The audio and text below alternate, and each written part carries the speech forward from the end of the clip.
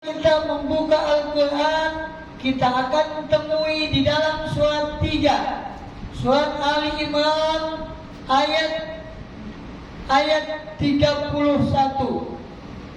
yang bunyinya a'udzubillahi minasyaitonirrajim. Qul in kuntum tuhibbunallah fattabi'uni yuhibbukumullah wa yaghfir lakum dzunubakum wallahu ghafurur rahim. Yang artinya, katakan hai Muhammad kepada umat manusia umumnya dan umat Islam khususnya, in kuntum tuhibbunallah, jika kalian memang benar-benar mencintai Allah, fattabi'uni, maka hendaklah kalian ikuti aku, kata Nabi Muhammad. Yuhibbukumullah, niscaya Allah akan mencintai dirimu. Wa yaghfir lakum dzunubakum, dan mengampuni segala dosa-dosa. Wallahu ghafurur rahim, dan sesungguhnya Allah Maha Pengampun lagi Maha Penyayang. Ma'asyiral muslimin sidang Jumat rahimakumullah. Ayat ini sangat singkat, jelas. Ketika kita memahami ayat ini, kita akan mempunyai satu gambaran bahwa cinta kepada Allah itu tidak mungkin akan terlaksana tanpa kita mencintai Rasulullah Sallallahu Alaihi Wasallam, tanpa kita mencintai utusan Allah yang ditujukan oleh Allah untuk umat manusia, liyursyidan nas minadz zulumati ilan nur, untuk mengajak manusia, untuk membimbing manusia daripada alam kegelapan jahiliyah, alam kebodohan, alam hawa nafsu, alam primitif, alam kuno, alam ketinggalan zaman, liyursyidan nas minadz zulumati ilan nur, dan kepada alam yang terang benderang, kepada alam cahaya, kepada alam kemajuan, kedamaian, baik untuk kebahagiaan hidup di muka bumi ini maupun untuk kehidupan yang akan datang.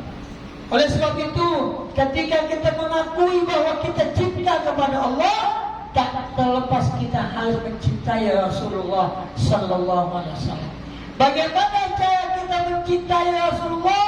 Bukan hanya kita mengikuti perilaku Rasulullah saja, bukan hanya kita terapkan di dalam kehidupan pribadi, keluarga dan masyarakat saja, tapi kita mengimplementasikan seluruh aktivitas kehidupan kita untuk kemaslahatan umat manusia, terutama untuk diri kita sendiri. Kita tahu Rasulullah Sallallahu Alaihi Wasallam pernah berdoa,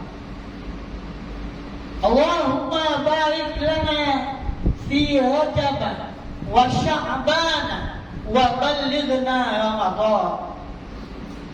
Ya Allah, berikanlah kami keberkahan di bulan Rajab.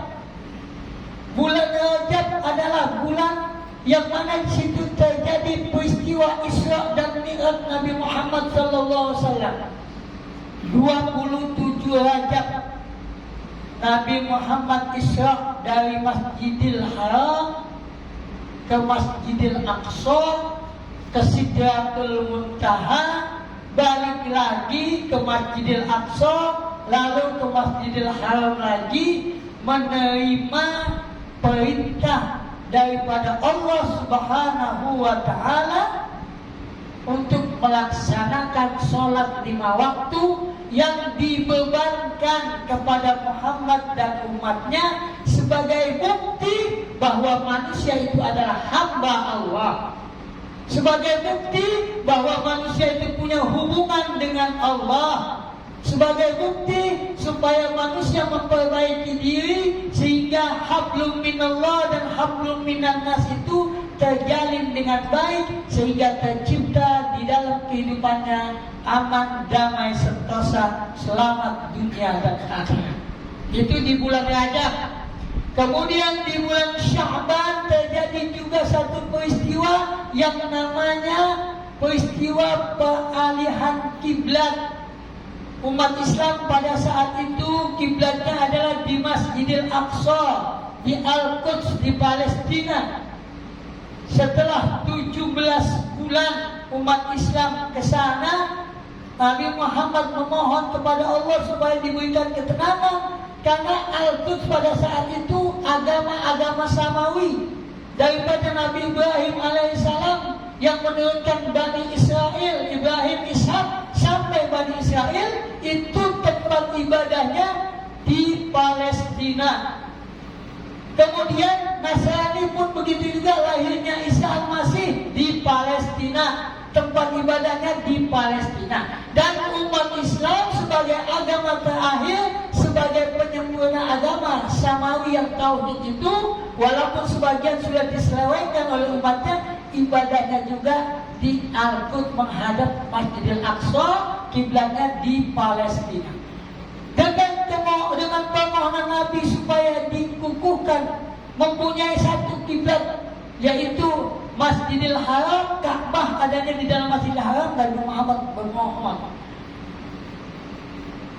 "Qad nara taqalluba wajhika fis sama' falanwalliyannaka qiblatan tardaha fawalli wajhaka syatril Masjidil Haram wa haitsu ma kuntum fawallu wujuhakum syatra."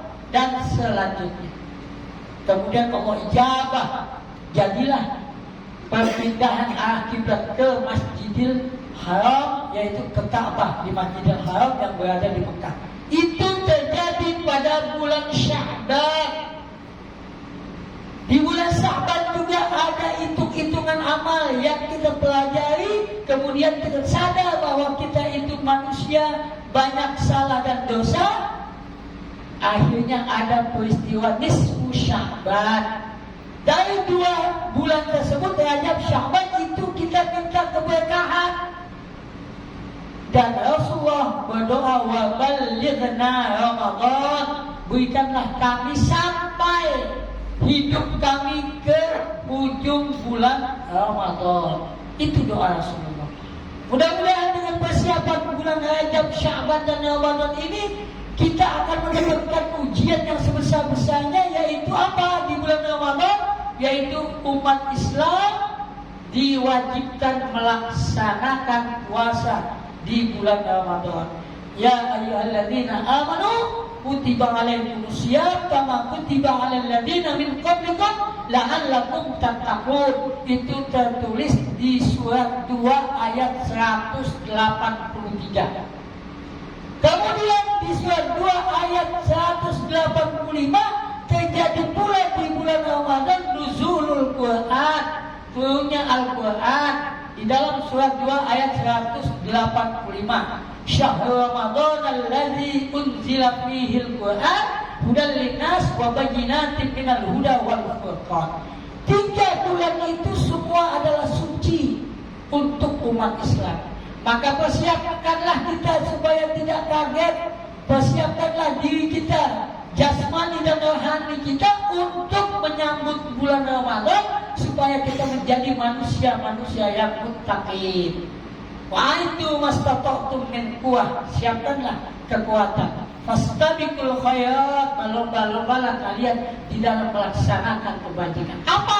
Kebajikan untuk mengharapkan ridha Allah di bulan Ramadan tadi. Sehingga kita menjadikan Rasulullah sebagai contoh, betul-betul kita menjadikan Rasulullah sebagai duplikasi kita. Dari amal perbuatan beliau kita estafetkan untuk diri kita dan umat ini, sehingga kita menjadi umat yang aman, nyaman, sentosa, baik hidup di muka bumi ini maupun di alam akhirat nanti. Amin ya rabbal alamin. A'udzubillahi minasyaitonir rajim. Bismillahirrahmanirrahim. Wal 'asri innal insana lafi khusr illa alladziina aamanu wa 'amilus shalihati wa tawassaw bil haqqi wa tawassaw bis sabr. Barakallahu li wa lakum fil Qur'anil 'azim wa nafa'ani wa iyyakum bima fihi minal ayati wa dzikril hakim wa taqabbala minni wa minkum tilawatahu innahu huwas samii'ul 'aliim.